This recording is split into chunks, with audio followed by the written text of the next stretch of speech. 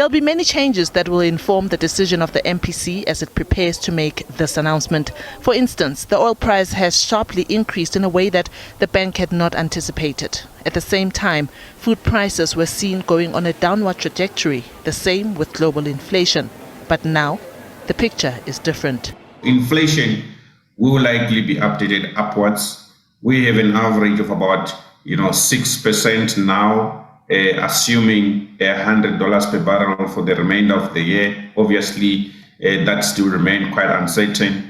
And we would expect the SARB to hike interest rates by 25 basis points, but we would not be surprised to see a 50 basis point, given that we have seen a significant worsening of the assumptions which the SARB had since the last MPC. The Reserve Bank has already indicated that it will normalize interest rates steadily. Also, we've seen global interest rates continuing to rise. This week, we got the first hike from the U.S. Federal Reserve. The Bank of England hiked for the third time in the cycle. And of course, locally, higher inflation will compel the Reserve Bank to keep hiking. Increases in the repo rate also mean that the cost of living will escalate, especially for South Africans who are servicing debt.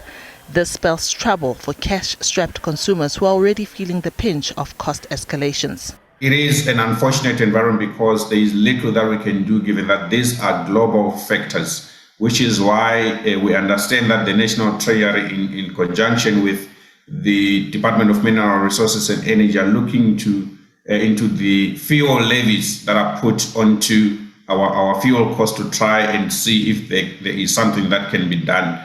We're not convinced it's going to be meaningful, but we just have to wait for that process.